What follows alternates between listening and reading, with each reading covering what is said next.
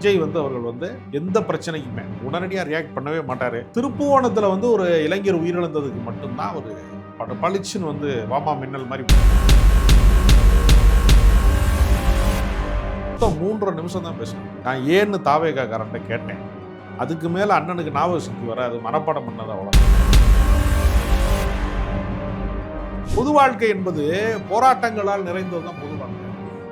இவர் ஒரு guest role மாதிரி சர்க்கார் 2 படத்துல ஷூட்டிங் நடிக்கிறவர். உங்களை தெரிஞ்சோ தெரியாமலோ உங்களை தலைவர்களாக கொஞ்சம் பேர் ஏத்துக்கிட்டாங்க.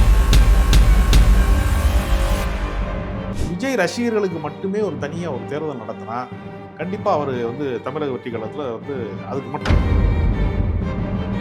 நீங்க வானவில் மாதிரி எதையாவது எல்லா வண்ணத்தையும் போட்டு விட்டுறக்கூடாது. ஆதவர்ஜனா சொன்னதையே திரும்ப சொல்லுவாங்க. திமுக ஆட்சியை வீட்டுக்கு அனுப்புவான், வீட்டுக்கு போயிட்டு தான் எல்லாரும் குளிச்சு வச்சுட்டு தூங்கி காலைல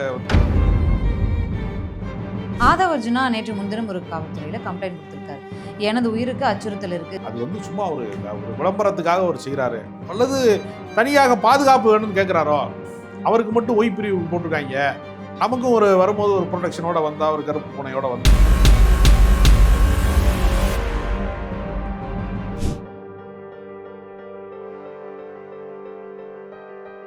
நேயர்களுக்கு வணக்கம். நிகழ்ச்சியில் சிறப்பு விருந்தினராக மூத்த பத்திரிகையாளர் அரசு விமர்சகர் ராஜகம்பீரன் இணைந்திருக்கிறார். பேசலாம். வணக்கம் சார். வணக்கம். தாவேகாவுக்கு என்னடா இது சோதனை, கள அரசியலுக்கு வரமாட்டாருன்னு சொன்னீங்க, வந்துட்டாரு.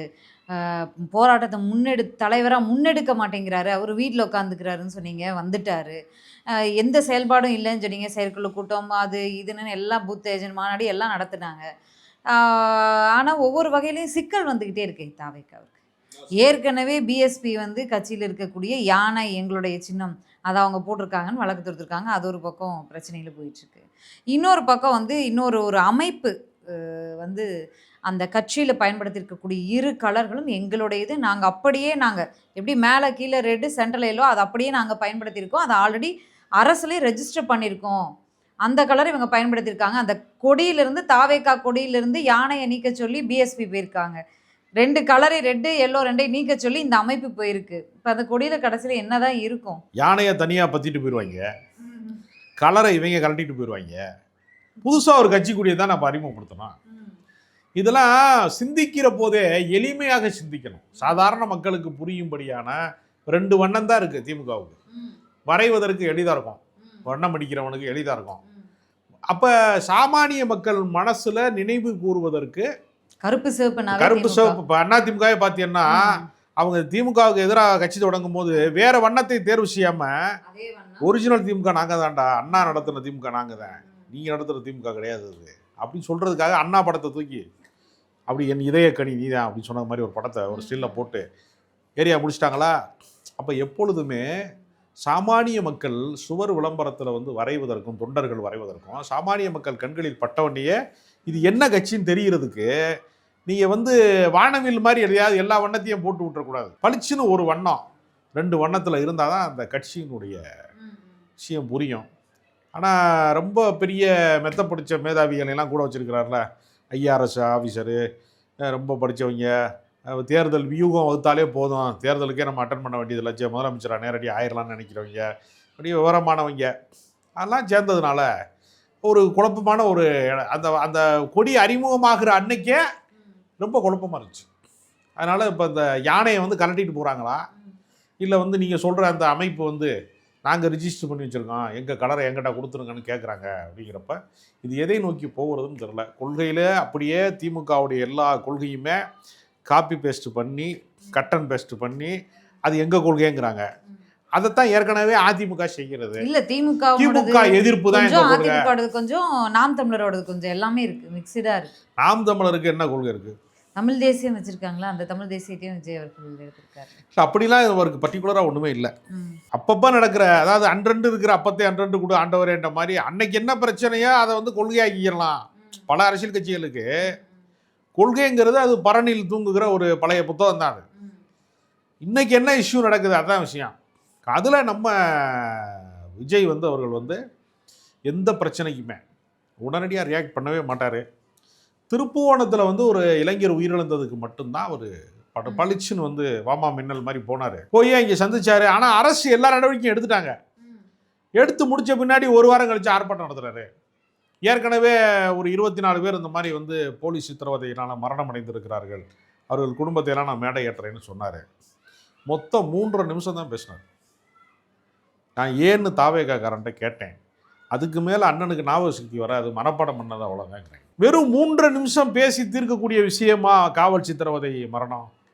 சரி, நான் நினைக்கிறேன் தாவேகான்னு ஒரு கட்சி காவல் சித்திரவதை மரணத்துக்கு எதிராக வந்து நீங்கள் வந்து ஒரு இதை வந்து முன்னிறுத்துறீங்கல்ல, இதுக்கு ஏற்கனவே களத்தில் பல பேர் வேலை செய்கிறாங்கங்கிற விவரம் விஜய்க்கு தெரியுமா? இப்போ பீப்புள் வாட்சஸ்னு வந்து மக்கள் கண்காணிப்பகம்னு ஹென்றி திபேன்கிறவர் மதுரையில் அவர் தான் இந்த பிரச்சனை வெளியே கொண்டு தொடர்ச்சியா பல வருடங்களாக குரல் கொடுத்து போலி என்கவுண்டருக்கு எதிராக அவங்க ஒரு வேலை செய்யறாங்க. எவிடன்ஸ் கதிர் வேலை செய்யறாரு ஆணவ படுகொலைக்கு எதிராக. களத்துல போய் நின்று கடைசி வரைக்கும் அதே மாதிரி இங்க சென்னையில பேராசிரியர் மார்க்ஸ், புதுச்சேரியை சேர்ந்த சுகுமாரன், மனித உரிமை ஆர்வலர்கள் கொஞ்சம் பேர் என்ன செய்யறாங்க. இப்போ வேளச்சேரியில வந்து ஒரு என்கவுண்டர் நடந்துச்சு. மார்க்ஸ் தான் அது சம்பந்தமா நேரடியாக உண்மை அறியும் குழுவாக போனார். அப்படி பல பேர் கள செயல்பாட்டாளர்கள் இருக்கிறாங்க. அவங்கள முன்னிலைப்படுத்தாம சினிமாவில் எப்படி ஹீரோ மேலேயே கவனப்படுத்துவாங்க, ஃபோக்கஸ் வைப்பாங்க, அதே மாதிரி தன்னை முதன்மைப்படுத்துவதை தாண்டி யாரையுமே முதன்மைப்படுத்தக்கூடாது அப்படிங்கிற ஒரு மைண்ட் செட்டோடைய விஜய் இருக்கிறார்.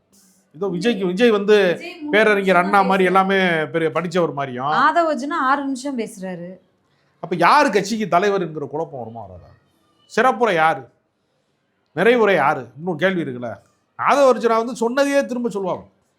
திமுக வீட்டுக்கு அனுப்பணுங்கிறாப்ப டெய்லி ஸ்டாலின் அவர்கள் அலுவலக பணிலாம் முடிச்சுட்டு வீட்டுக்கு போயிட்டு தான் திருப்பி வர்றாரு. வீட்டுக்கு போகாமல வர்றாரு. இது ஒரு பிரச்சனையாது. எல்லா திமுக காரணமே அவங்க கட்சி வேலை, ஆட்சி சம்மந்தப்பட்ட நிர்வாகத்தில் இருக்கிறவங்க ஆட்சி சம்மந்தப்பட்ட நிர்வாக வேலை எல்லாமே முடிச்சுட்டு வீட்டுக்கு தானே போகிறாங்க. திமுக ஆட்சியை வீட்டுக்கு அனுப்புவோம். வீட்டுக்கு போயிட்டு தான் எல்லோரும் குளிச்சு விரிச்சிட்டு தூங்கி காலைல வந்து வர்றாங்க. இது என்ன ஒரு கொள்கைன்னு எனக்கு தெரியலை. இப்போ விஜய்க்கு என்னென்னா ஆட்சியில் பங்கு, அதிகாரத்தில் பங்கு, கூட்டணி ஆட்சி அமைப்போம் எல்லாம் சொன்னார்ல. அவர் வசிக்கிற பனையூர் பங்களா பக்கம், அவர் கட்சி அலுவலகம் இருக்கிற அந்த ஏரியா பக்கம் ஒரு லெட்டர் பேடு கட்சிக்காரன் அந்த பக்கம் தவறுதலாவது யூட்டர்ன் போட்டு போயிருக்கானா? யாருமே வரல. ஏங்க, ஒருத்தர் கூட்டணி ஆட்சியில் நான் இடம் தரேன்னு சொல்றாருலங்க, யாராவது அந்த பக்கம் போனாங்களா? பல கட்சிகள், பல முன்னணி கட்சிகள் எங்க தாவேகாவுக்கு கூட்டணிக்கு அழைப்பு கொடுத்துட்டாங்க, பல முயற்சிகளை பண்ணிட்டாங்க, இப்போ வரைக்கும் முயற்சி பண்ணிக்கிட்டு இருக்காங்க அப்படின்னு தானே அவங்க பேசுறாங்க. அப்படித்தான் அவங்க சொல்றாங்க.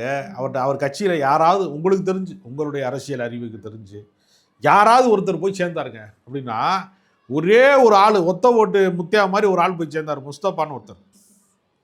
அவருக்கு பின்னாடி பெரிய கட்சியோ பெரிய பலமான அணிகளோ இல்லை. அவர் ஒருத்தரை கூட்டு போனார். அவர் நல்ல மனுஷன், அவரை நான் வந்து தப்பாக சொல்ல விரும்பலை. ஒரே ஒரு தனிநபரை கூட்டு விட்டு போனீங்கள, அமைப்பு சார்ந்து ஒரு பேர் ஆதரவு மிக்க அமைப்புகள் இப்போ தமிழ்நாட்டில் வந்து கிட்டத்தட்ட 49 கட்சிக்கு மேலே இருக்குங்கிறாங்க. எது ரிஜிஸ்டர் பதிவு செய்யப்பட்ட அரசியல் கட்சி, அங்கங்கே பகுதி சார்ந்த அரசியல் கட்சிலாம் இருக்குங்கிறாங்க. ஏன் அவங்கெல்லாம் வந்து யாருமே ஆதரிக்கலை?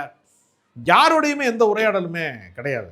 ஒரே நாள் போனாங்க, போலீஸ் சித்திரவதைக்கு எதிரான, கஸ்டடி டெத்துக்கு எதிரானதுன்னு சொல்லி அந்த தெருவில் இருக்கிறத பூரா உடச்சி போட்டு போயிட்டாங்க. அதை சரி பண்ணி தர்றேன் அப்படின்னு சொல்கிறாரு. முதல்ல உங்களால் பொது சொத்துக்கு வருகிற சேதத்திலிருந்து நம்ம மக்களை பாதுகாக்கிறதா, இல்லை நாட்டில் இருக்கக்கூடிய பொது பிரச்சனைகளுக்கு சேதாரம் வராமல் பாதுகாக்கிறதான்னு ஒரு குழப்பமாகவே இருக்குது எனக்குலாம். சரி பண்ணி தரேன்னு சொல்லியிருக்காங்களே. சரி பண்ணி தரதுக்கு முன்னாடி உடைக்கக்கூடாதுங்கிற ஒழுக்கம் வேணாமா?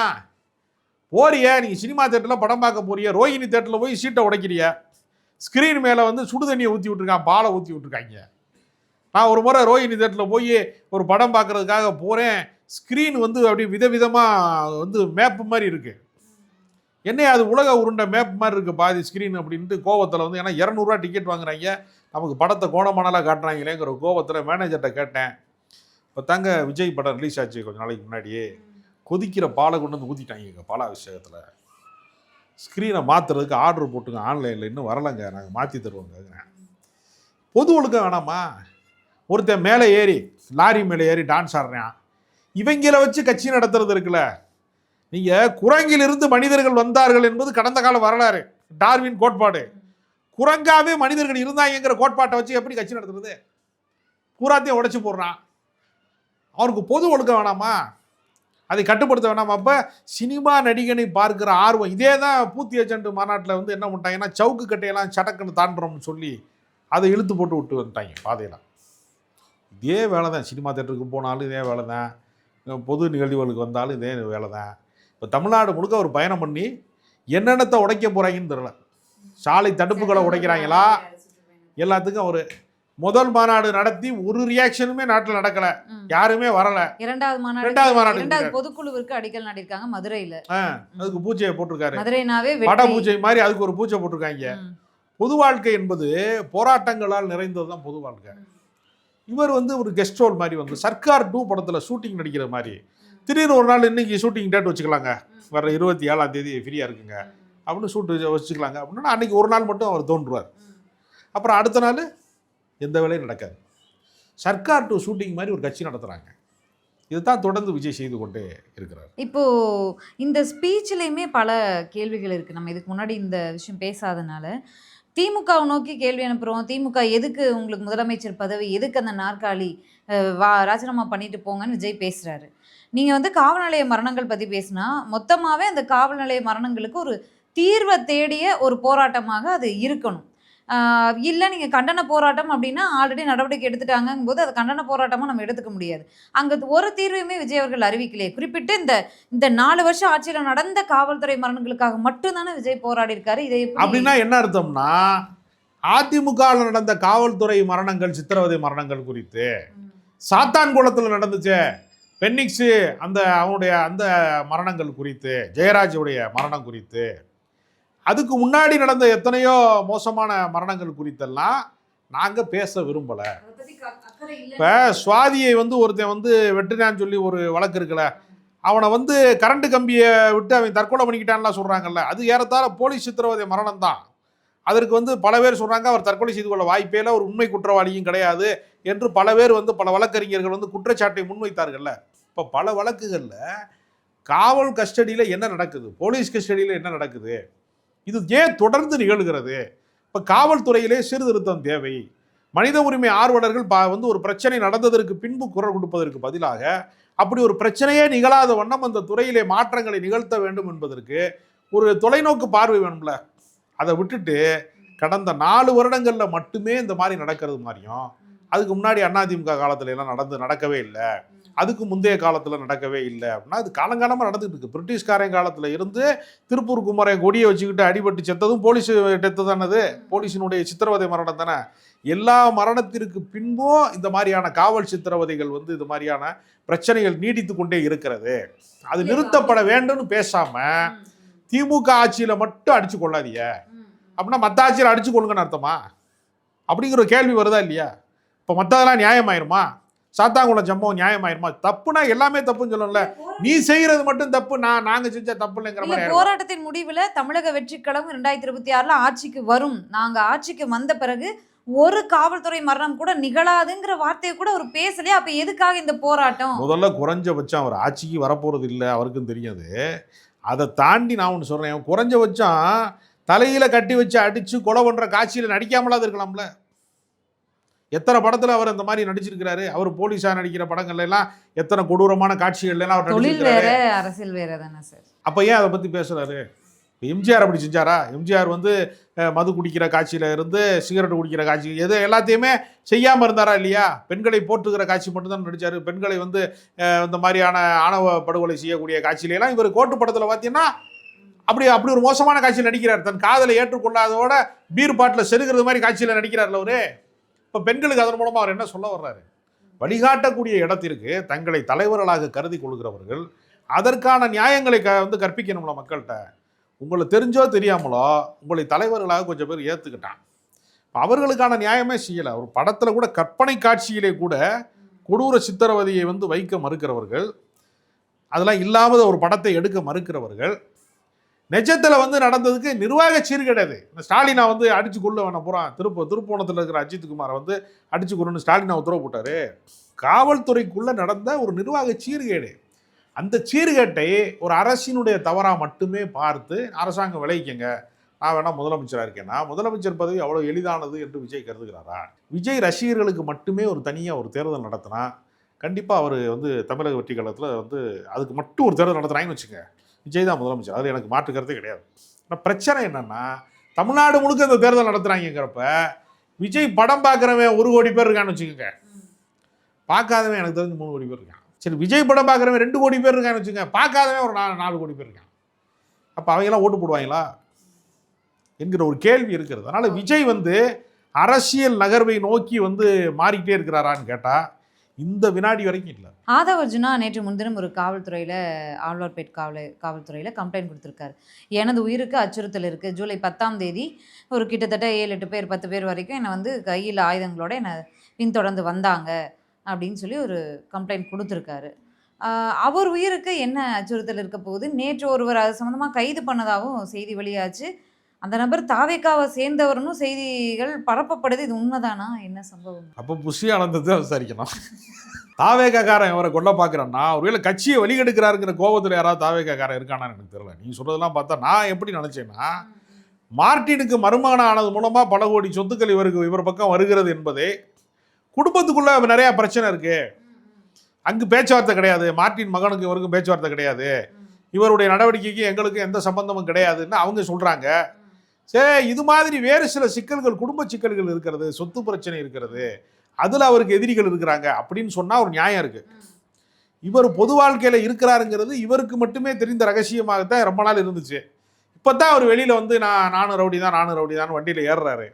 அதனால் விசிகாவில் இருக்கும்போது வராத உயிருக்கு வராத அச்சுறுத்தல் தாவேக்கால இருக்கும்போது அவருக்கு வருதுன்னு சொல்கிறது இருக்கு இல்லையா, அது வந்து சும்மா ஒரு விளம்பரத்துக்காக அவர் செய்கிறாரு, அல்லது தனியாக பாதுகாப்பு வேணும்னு கேட்குறாரோ, அவருக்கு மட்டும் ஒய் பிரிவு போட்டிருக்காங்க, நமக்கும் ஒரு வரும்போது ஒரு ப்ரொடெக்ஷனோட வந்தால், ஒரு கருப்பு பூனையோட வந்தால் ஒரு கெத்தாக இருக்குமே அப்படின்னு நினைக்கிறேன். ஏன்னா வழக்கமாக ஆர்எஸ்எஸ்காரங்க இந்து முன்னணிக்காரங்களாம் அவன் வீட்டுக்கு அவனே வந்து நாட்டு வெடி கொண்டு போட்டு ஆள் இல்லாதப்போ போட்டு என்னை கொல்ல முயற்சி செய்கிறாருன்னு சொல்லி சில நேரம் போலீஸ் அதை கண்டுபிடிச்சிருவாங்க.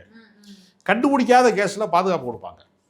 இப்போ பல பேர் பாஜகக்காரங்க பல பேர் வேலை வெட்டி இல்லாமல் இருப்பான் சொந்த வாழ்க்கையில், ஆனால் போலீஸ் ப்ரொடெக்ஷனோட வருவான். எடுத்துக்காட்டு வேணும்னா இந்த வேலூர் இப்ராஹிம் எல்லாம் எடுத்துக்கிட்டீங்கன்னா பார்த்தீங்கன்னா அவனுக்கு எந்த வேலையுமே கிடையாது.